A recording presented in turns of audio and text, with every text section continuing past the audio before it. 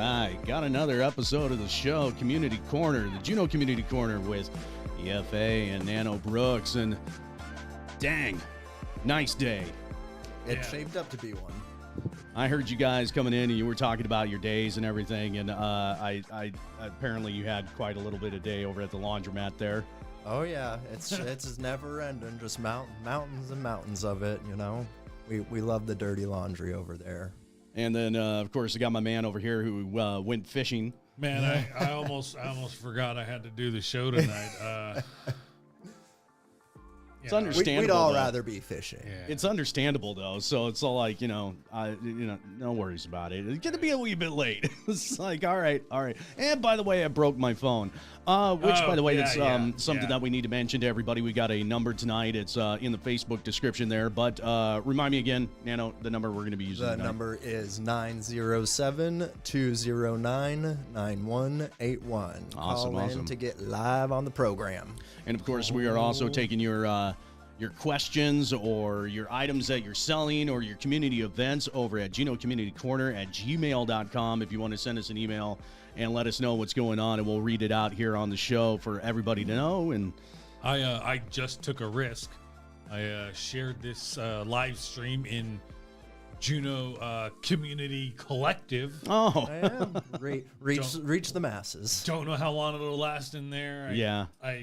It's community related. I get the rules. I don't know the rules in that group are they're confusing, and sometimes I think they enforce some of them and don't enforce others. I don't know. I'm just trying to get it out there. It's a very large group with few Right. moderators, and Right. you know, I'm sure there's a lot of headaches associated. Just trying to get Juneau to watch its own show. good parts and bad parts of it and everything there. So, yeah, so welcome everybody to the show. It's fantastic to have you. For those of you who are watching right now, and of course, like the stream if you haven't, sub if you haven't, and share it around and let everybody know that we're doing this awesome show tonight. We got a lot of topics that we got to talk about. A few on the docket here tonight include the announcement of our $1,650 PFD.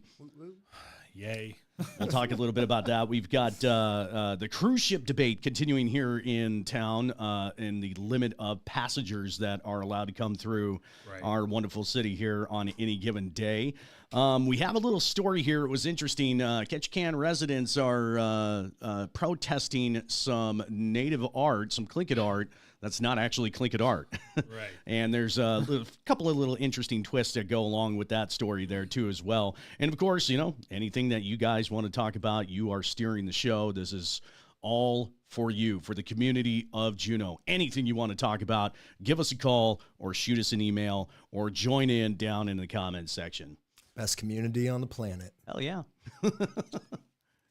All right. So what do we got today? Well, we're going to start the show off talking about the little boat fire they had down in the Douglas Harbor. Oh gosh. Yeah, a fire that spread to 3 boats on Monday evening, displaced one liverboard resident and caused more than $500,000 in damages.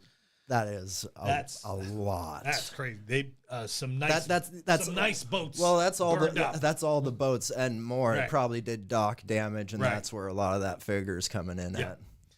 Capital City Fire Rescue Assistant Chief Dan Yeager said the cause of the fire is still being investigated. The main boat that was on fire first is completely destroyed. There's some of the hull left that had never sank, but it came close. And then there's 2 boats on either side of it that sustained some damage from windows breaking out and heat getting in from the main boat itself. Like, you could see that boat right next to it. That's a $90,000 Sea Sporter Osprey, and the motors are another $30,000. It's like, oh man, that's heartbreaking. That's rough. But I mean, not as heartbreaking as the guy who lost his home. That's super unfortunate. Yeah. Yeager said the first boat that originally caught fire has been deemed a total loss. The 2 other boats were damaged by the fire, but no one was living on them. The dock itself and the electrical system of the harbor were also damaged. A resident who lived on the boat that wasn't there, or the resident who lived on a boat wasn't there when the fire happened, and then a preliminary estimate of at least $500,000. And so that's just the preliminary. Yep. Yeah. Preliminary estimate. So it was between $500,000 or $500,000 between the boats, the damage to the dock, and the electrical system. So.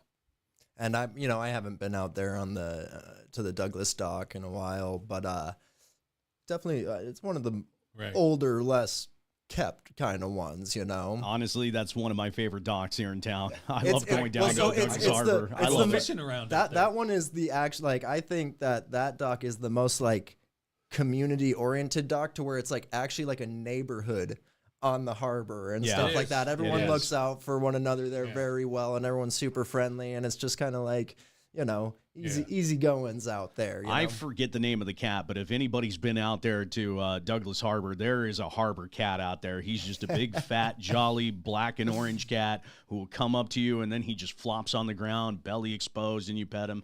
Yeah. So, and if anyone comes across this live stream and you don't live in Alaska, and it's hard for a lot of people to understand that, especially in Southeast Alaska, where we're from, people living on boats is a big deal. It's a lifeline for a lot of residents of our communities. Right. And when somebody loses a boat in a horrible fire like that, that's life altering right there. And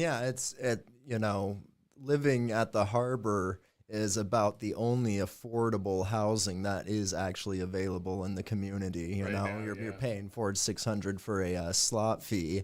And if you own the boat, that's all you're paying. And, it's a very practical choice for a lot of people. Yeah. And sometimes you can take your whole house and just go float away for a couple of days. Yep. So, folks, the Juneau Pregnancy Resource Center is going to be hosting their annual spring cleaning clearance sale coming up this Saturday from 9 to noon at 940 Glacier Highway. So if you want to drop on by, grab some baby clothing and others for children, maternity items. All items are pay as you can. Refreshments like lemonade will be provided. So lemonade. And the woman who runs that program is just a really awesome individual, too. So, definitely get on out there. And if you're in need of baby clothes, maternity clothes, and pay as you can. So any donation is appreciated. All right. This next subject. Oh, yeah. We have to discuss this one a little bit. It's heating up. The old cruise ship debate.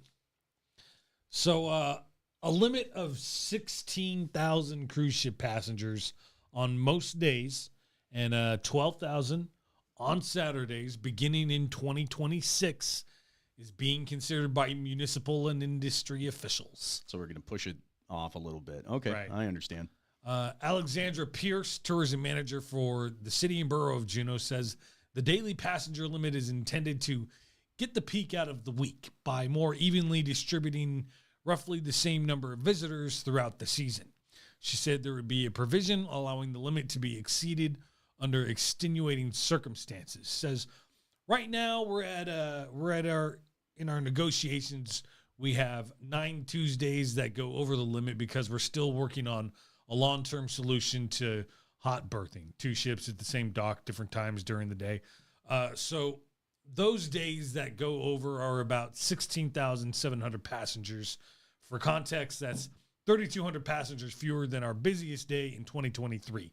And it's 4,300 passengers fewer than our busiest days prior to this year. So essentially it's just minus 1 ship. Right. Mm-hmm. I'm all right with that. Well, and I'm all right with that. Something to keep in mind is that almost all, the negotiations and kind of agreements that are placed between the cruise line industries and CBJ, they're mostly verbal. Right. They're very, very loose, nothing. There's not a lot of framework. There's not a lot of framework for enforcement if anything does go beyond. These are good faith discussions between the cruise lines and CBJ. So it's when it boils down to it, it's the discussions are great. It's great to have mutually beneficial agreement, but at the same time, unless it's in writing, it's not binding. Right. And I'd like to see a drawback of the tourism. I mean, last year was just hectic. You could see it, you could feel it, and this year it's supposed to be the same. Well, I get it. The money is nice. I get it. But like it's a weird thing. I already saw it. Someone had posted a video online of a line at the bus stop downtown, and it was about 100 people deep for that bus line. And it was just like, there's the start of it. It's the same issue that we addressed or had faced last year. And, you know, the assembly wanted to take some of the passenger head tax to address that issue. And that idea was rejected by the cruise line industries as well. And it would be something that would be mutually beneficial. See, these are corporations coming in and they're running the show for smaller communities. And there's not much these smaller communities like Juneau can do about it, especially when we're so very dependent on their money every year when it comes to it. I know you've mentioned a few times is all like, you know, we're not so dependent as most people would like to think we are. But at the same time, we've seen the economic effects of having a year where the cruise line industry was not available to us. Well, and for me, you know, I'm not against the cruise line industry. Like I'm an entrepreneur. I'm a businessman. It's like I don't want to tell anyone how to run their business or try and, you know, make it to where the government can, the municipal government can regulate businesses like that, because they're supposed to be out there and supporting them. The thing that rubs me the wrong way with how the entire relationship is, you know, put out there to the people and talked about by our city leaders is, you know, when they say that Juneau would die without tourism, it would have a terribly negative impact to how our finances have been handled for a very long time, because the cruise industries have been involved with Juneau since the 1800s, you know, right along with the prospecting. But when our community leaders are telling us, hey, this town is going to die without tourism, it just, to me, feels like they're telling everyone else that's not involved in tourism is like, hey, we have no faith in your abilities. We don't think that you're able to support the town on your own, but please vote us in next time. That you don't know how to manage your own money. So no, you can't use your tax dollars that way. Thanks. Man, it was nice. Those 2 years we didn't have cruise ships coming in because of the COVID. Well, and I nice and quiet. As a tradesman during that time, we'd never been busier, you know. We were doing remodels and additions and like crazy, you know, one after another. We were slammed during COVID, you know. So it was like all the tradesmen did pretty dang good during it, and as well as a few other industries. There were people like the food and restaurants. It was weird because you saw the 50-50 split, you know, a lot of people like shut down completely, but then there were the ones who adapted and did the curbside drop off and everything. They killed it during all of COVID. Right. So it's more so, it's not that, you know, I think that the cruise line industry is like the boogeyman. It's just, I want to see a balanced approach to how we handle our, you know, economic prosperity in this town. My cynicism just goes deep with the cruise line industry to the point where I'm almost willing to say that they are the boogeyman. You know, with the way that they have polluted and dumped in the past. It's just been absolutely ridiculous to the point that now, you know, you have a company who's all like, I need to have a seat at the negotiating table to tell you how to run your finances. And I don't think that they should, honestly.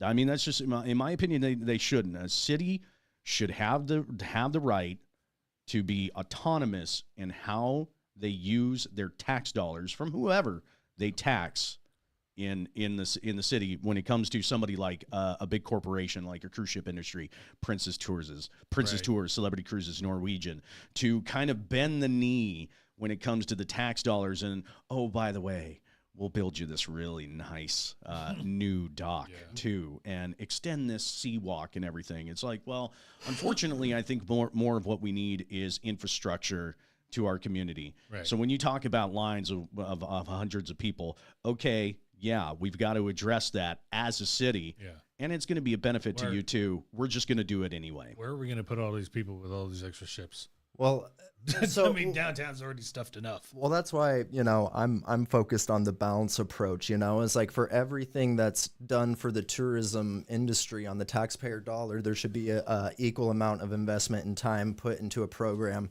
that directly benefits the community members year round. And that's like, if we started the land raffle tomorrow, I have a feeling everyone would feel a lot better about tourism, because they're like, it's like the tourism would just be the cherry on top. We'd be making way more money than the head tax through the land raffle. And the thing to always keep in mind is that,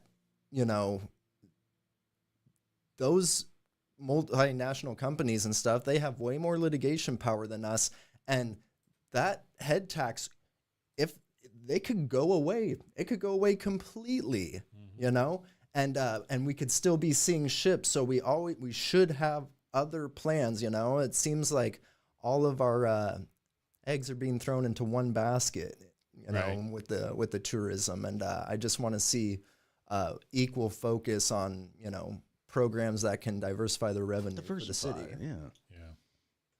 Yeah. So the lower Saturday limit is similar to the busiest current number of passengers on that day. It's protecting Saturdays at status quo. Saturdays typically are kind of our luxury ship day. We just wanted to, rather than issuing a blanket daily limit, recognize that they were already quiet. Last year, record 1.67 million cruise ship passengers visited our quaint little town, and about the same number are expected this year and the next. Yeah. Pierce said that the proposed daily limits were conceived with the Assembly's stated goals in mind. She said, while the project number of passengers for 2026 is not finalized, she expects that it'll be about 1.6 million. City leaders have also discussed the possibility of an official limit on daily cruise ship passengers, but been advised by municipal and other attorneys such a policy would likely violate a provision in the U.S. Constitution allowing people to freely travel between the states. Well, and that's where I was saying is like that head tax could go away altogether, because when you boil it down to the very core foundation of it, it's not the most constitutional thing. And it's like, and that argument can be made way better by a multinational corporation than our small municipality or state. True. I'm sorry. True. And that was but to me, that's why we need to plan for something else. You know, we can't just be banking on that all the time. But to me, it's against the violated provision of the U.S. Constitution of people to travel freely. That's a bit of a stretch to me. Read the case. Okay, it's very like. That is a bit of a stretch. They're using parts of the Constitution that were never super concrete to begin with, and the definition and use of these types of acts that are in early Constitution. Well, those interpretations of these acts in commerce and things like that changes depending on the administration that's currently holding office. So definitions and leniencies change depending on presidential cycles. And those are some of the laws that are being cited for these cases. So it's like even timing when you take these legal battles plays a huge role in it. And it's unfortunate that there is that something that's so foundational like that isn't a little more cut and dry. And that is something that needs to be addressed, in which you can, you need to start putting in regulation to your statutes into, well, and these things that kind of like, okay, yes, you could freely travel, but hey, cruise ships, you're not considered a mode of transportation, say like an airline would be. Well, and that's what Don or a train. That's what Don Young did back in the day, is that he was able to get into our law a kind of workaround. that was able to utilize or charge a head tax for things like navigation and infrastructure, things like that. So it's already very, very loose as it is and stuff. And that's why there's always such this great battle between the two. Grandpa Don Young, man. Love him, hate him, rest in peace. R.I.P.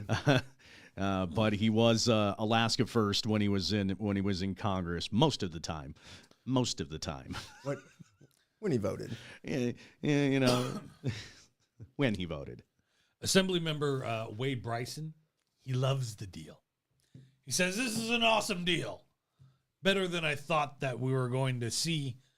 I thought there was going to be a heck of a lot more pushback. I would strongly recommend that we support this. However, objections to the idea were expressed by Carla Hart. None other than.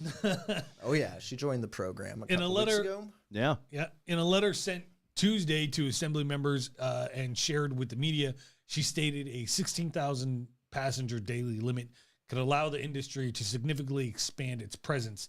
It allows Juneau cruise ship numbers to increase to over 2.5 million passengers over a 22-week season. Is that what you intend? Also, taking the Tuesday peak out of the week serves the cruise industry shore operators. However, it does not address community concerns and lived impacts excuse me, from over-tourism. This effort is tone deaf to the community overall. Absolutely. Yeah. I agree. Right. I don't want to see 2.5 million people here over a 22-week season. I really don't. I don't care how good the money is. It goes back to that thing with the strong litigation. These companies, like, you can put whatever regulation or hamper on them, they will find a workaround. And like Carla was saying, it's just like, oh, you do a 16,000 passenger limit. It's like, okay, just get, more ships at a different dock or whatever to get more people. But it's like that carries over into so many other things. It's like, that's a part of, economics in the U.S. Yeah.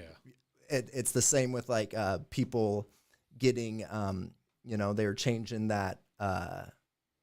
It's like if you want to tax billionaires at like, 80, 90%, whatever, any billionaire is going to fragment their company into a million other companies that make less than that threshold and then stop paying the taxes they initially were paying. It's like people were going to find a way to not have to inconvenience themselves if they have the time and money. I'm just asking for a day off like anybody would have in the work week, right? Right. Mm-hmm. Just give me one day where nobody's in town, where I could go out the road and I don't have to hear helicopters buzzing overhead all the time, where I could drive downtown, where I don't have to worry about one of our visitors emerging from a parked vehicle where I don't see them and darn near taking them out. Right. Just give us a break, would you?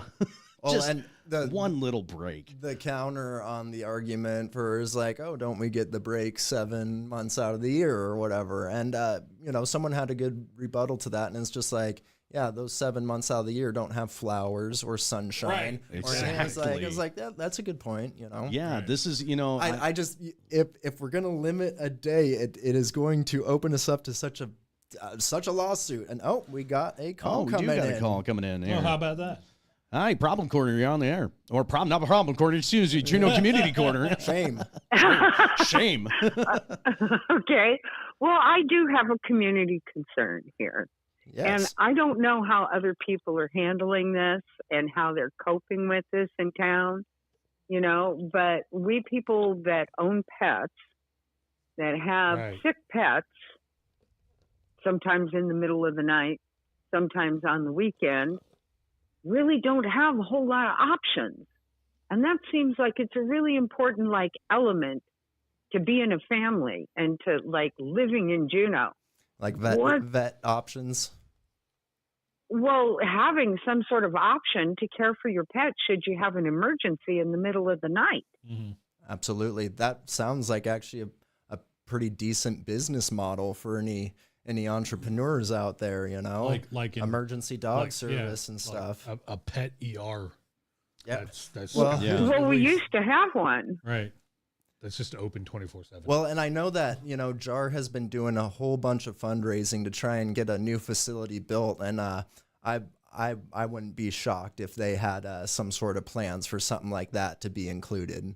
So I can tell you that there are so many horror stories about pets here in town with pet parents, and I don't know if you have any stories, but I remember, because I know my dog deals with seizures, and our dog, my dog, had a very serious seizure one night, and we were left without emergency service and directed to, I don't know if you've ever heard about this, a vet triage. Yeah, the vet triage thing. Yeah. But when they tell you at vet triage that they can't help you, you really need to go to a vet.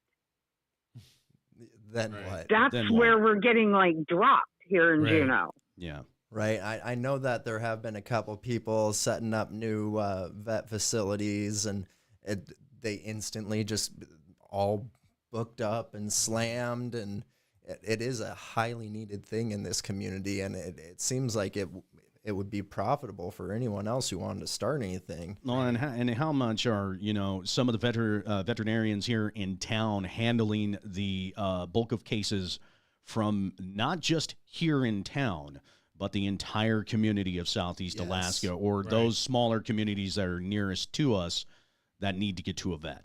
Yeah. And people know this, this is a dog town. People love their furry friends. Mm-hmm. So do you have any ideas? We do. We love our fur babies, man. I've been really worried about, how family friendly is a town where you have to watch your pet suffer in the middle of the night if you have an emergency. Right. Yeah. Well, especially for, a community like Juneau here, which is the capital city. So you would want probably, we're supposed to be setting the example. You would want to, in order to stave off capital creep, it's a lot less we need to build a Capitol building or we need to build a city municipal building. We need to provide the services to people that make this town attractive to come here and live here. We have to enhance the quality of life for the community members before we enhance the quality of assets for municipal governance. Exactly. Right. So. Well, yeah, I kind of really feel that way, and I feel like it's a really important element to the community. And don't even get me started on housing. Well, and I'll reach out to Rick Driscoll with JAR and chat with him and see if that's anything that they've batted around or have plans for the new facility with, and we'll chat about it on the next week. Awesome. That sounds awesome. I'm looking forward to it. Well, hey, thanks for calling in. We really appreciate it. Thank you. All right. Have a good night. So there you go. Getting another call from a community member. So, that's what we're here for. If you want to give us a call here on the show, remind us that number again. That is 907-209-9181. And we are the Juneau Community Corner. We are not the other show. Yeah. All right. And you can email us, JuneauCommunityCorner@gmail.com. Here we go. Let's bring up this little, I had two little pictures there with a bunch of cruise ships, including our good friends over there at Norwegian, because they seem to be running the show with quite a few of us here. This is an interesting one. We got this one in the email. There's an exciting and unique nightlife experience coming to your way in just 2 weeks here in Juneau.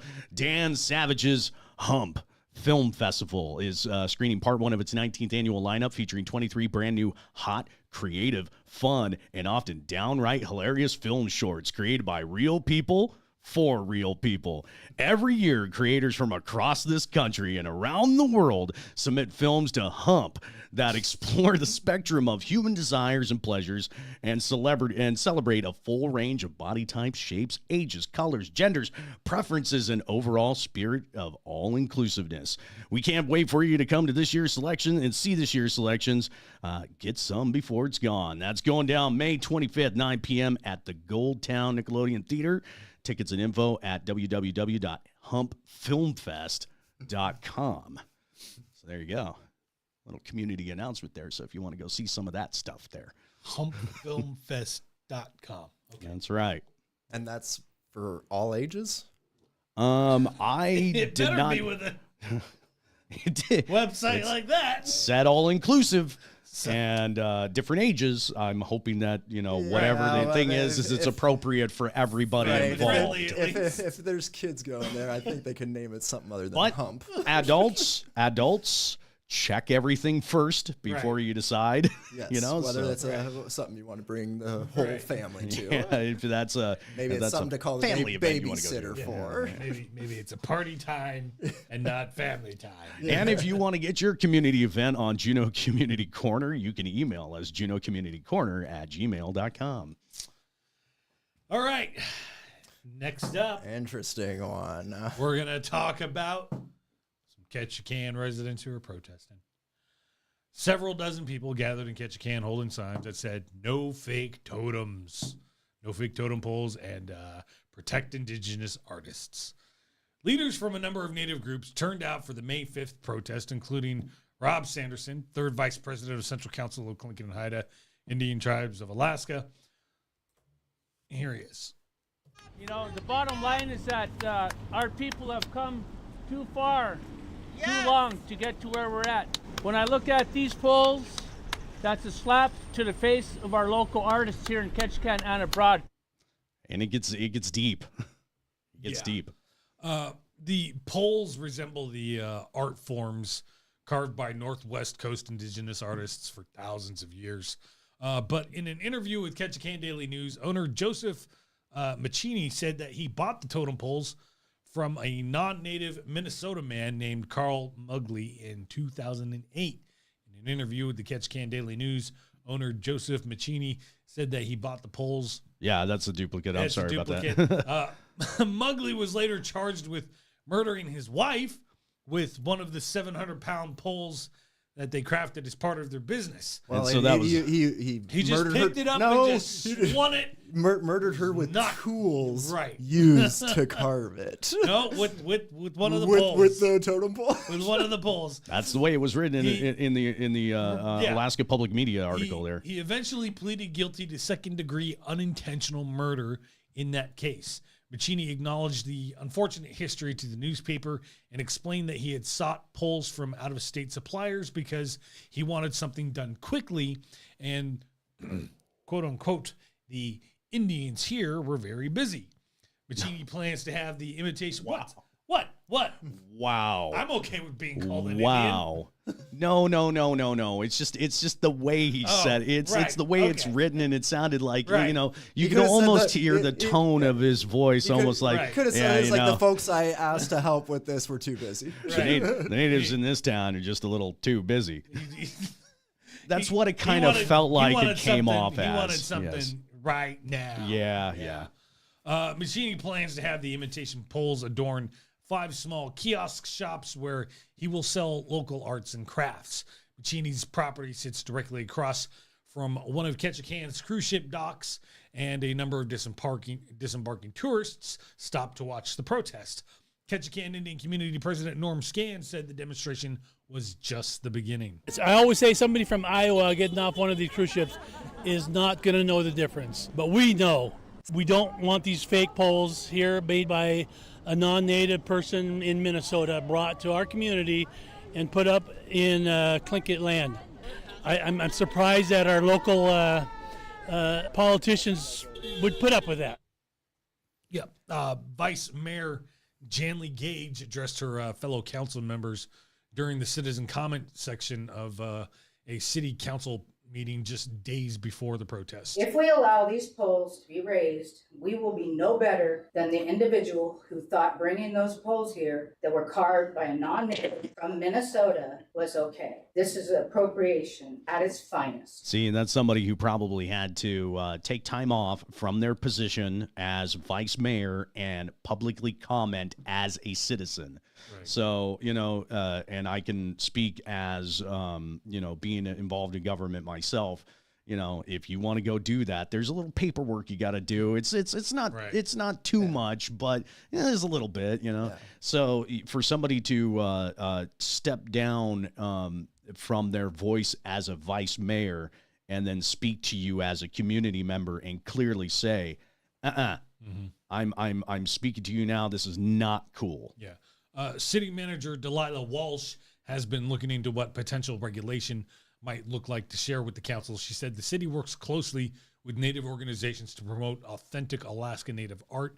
The city council will discuss its regulatory authority over the imitation totem poles at its next meeting on Tuesday. Walsh said the council could try to enact new regulations, but that may be difficult due to the First Amendment rights of private property owners. And that's where it really boils down.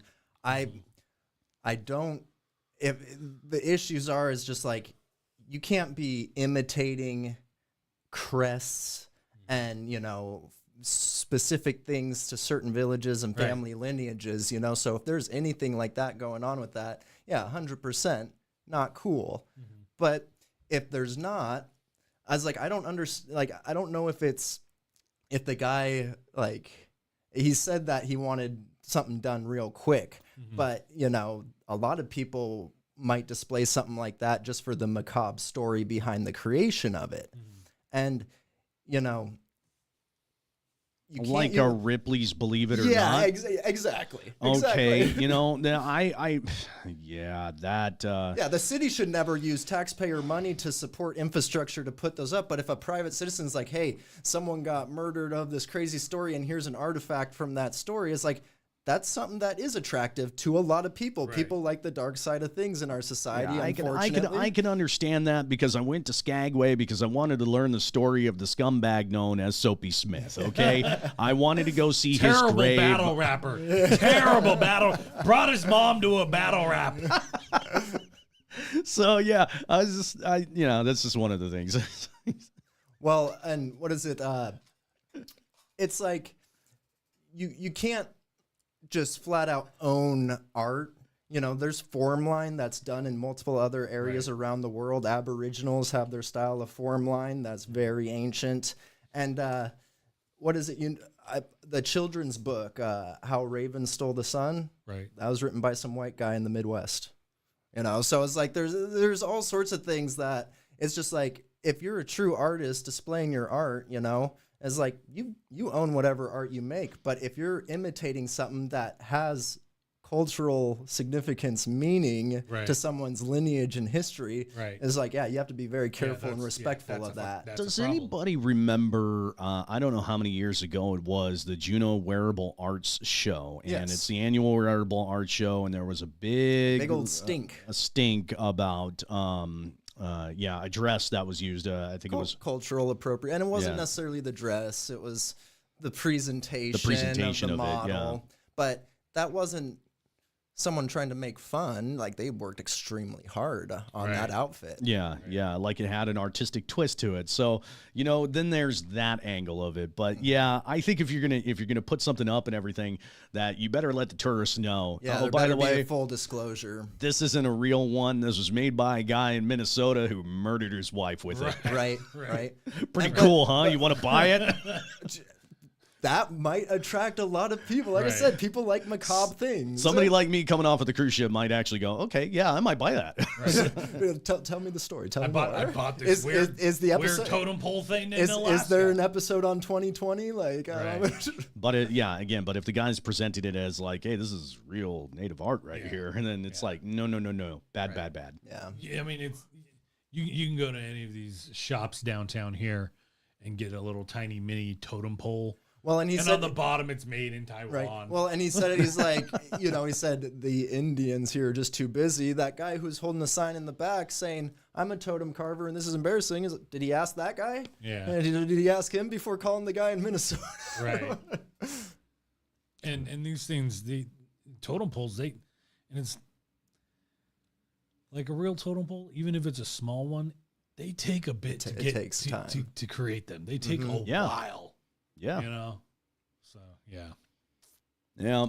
That's just a real messed up story there with a little bit of a nice Oh, and it turns out he's also having some land dispute issues there too. Oh, yeah. We left that one out of the story. You can actually go and look it up, but it just seems like he's not the best community member. Right. You know what I mean? No, catch a can. So, the Marie Drake Planetarium is hosting a James Webb Telescope update this Friday at 7 p.m. That telescope has just made everything from the past look terrible. Everything from the Hubble is nothing in comparison to the James Webb. The James Webb is amazing. It's like Hubble was like less than 720 is 460, and the James Webb is like 12K, ultra 12K, and not just the resolution, but the information, the light waves that it sees in. Yeah. Oh yeah.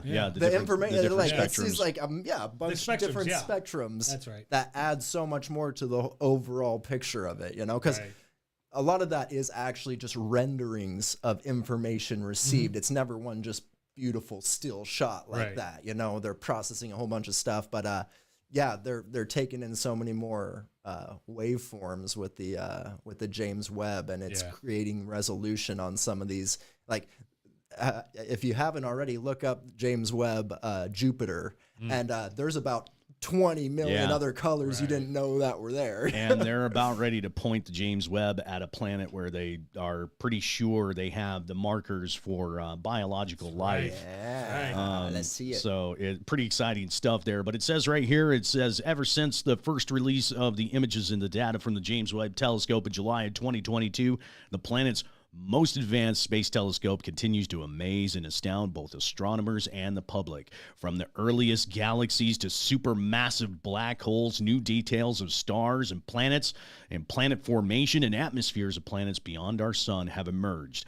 For the science and beauty, come enjoy the display and spectacular James Webb Telescope images of the cosmos. So if you want to go, jump over to mariedrakeplanetarium.org and get signed up for this so you can get yourself a seat and go check it out. They will have a Facebook presentation on their Facebook page, but I think it'd be much cooler if you actually went to the planetarium and managed to get a seat for this one, because that looks like a lot of fun. What if when they point that telescope at this life-supporting planet and all you see is us looking into a telescope? Then I'm just gonna start jumping for joy, cheering and screaming from the dang rooftops, man. That would be absolutely mind-blowing. Yeah, but if it's us looking back at us, right? That's put up a mirror. Don't look. You can't see it here. You can't see Windows error. We got a lot of cool stuff going on. We just don't want you to see it. Refresh the page. Yes. Okay. So after much debate amongst the lawmakers of the Alaska legislature, they announced plans on Tuesday to approve a combined permanent fund dividend and energy relief check for approximately $16.50. $16.50. That's all you get. $1,650 before the session ends at midnight tonight. The number is a slight drop from some recent years' payouts, as well as the approximate $2,300 that the House had fought for earlier in the session, but is larger than last year's amount of $1,312. The Alaska legislature is just so funny, right down the freaking middle on everything. It just shows you what Alaska is all about. We're just 50-50 split. There's a saying, and it's pretty, it holds some truth, and it's like, Alaska is a microcosm of the rest of the country. Yeah. All the little issues that kind of happen around the country happen in their own weird ways here and stuff, but we're so small. It's like, how are we getting hit with all this stuff? Yeah.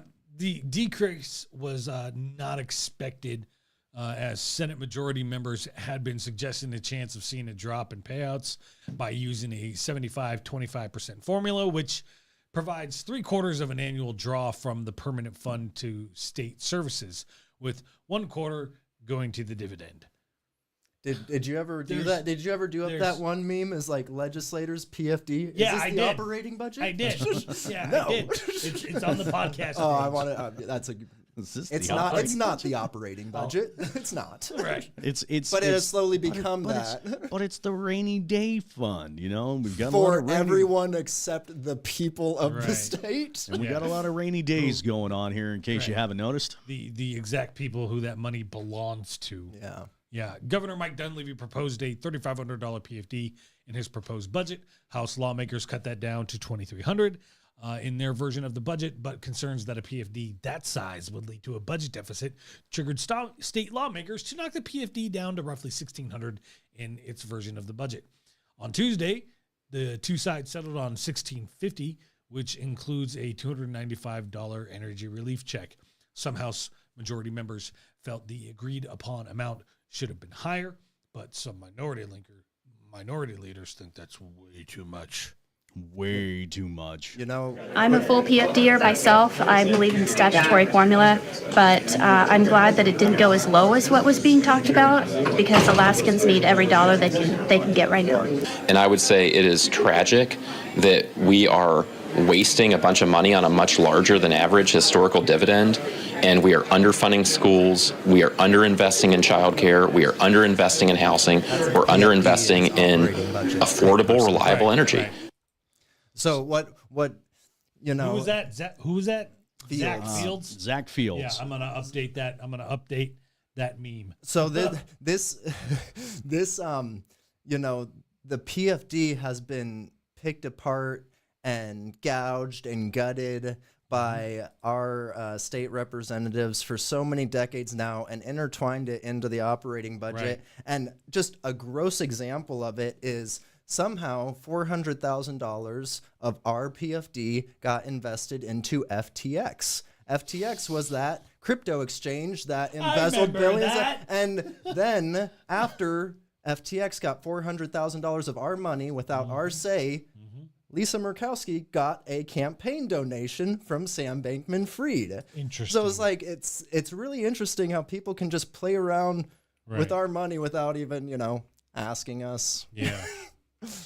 So yeah, They're literally stealing from us. That right, the FTX scenario, Yeah. that is straight out stealing, Right. with a kickback. literally stealing from us. So, you know, to hear a politician, and you hit the nail on the head right there, tell me that we're wasting money on giving the money back to the people of Alaska. Right. That is somebody who fundamentally believes that your money Right. belongs to the government. And if That the- you don't have a right to You don't it. know the best things for yourself. Exactly. And if the state government is taking 75% of what we should be getting, how much of that is going into maybe somebody's pockets? Oh, they all got raises. You They all know? they all Exactly. approved raises for Exactly. themselves. You know? Yeah. See, you know, that's absolutely ridiculous. You know, how magnanimous of you that you would Must give us an be energy nice. relief check. Energy Yeah, I relief, remember. right. I remember when Must Sarah be did that nice. so long ago, Right. and Governor Palin decided to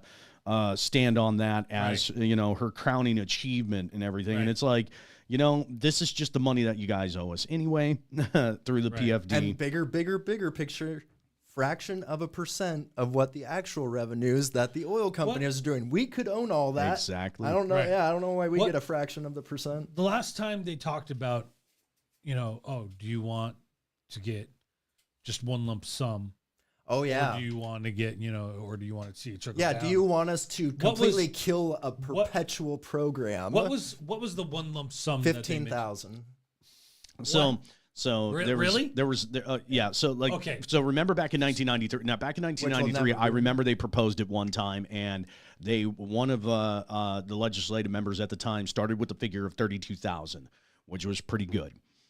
Still not enough in my personal opinion, but still That's only fantastic, 30 right? years of living in Alaska. And then a few years later, I remember there was another number thrown out there, but the one that you're mentioning is the one that they recently kind of like tinkered with.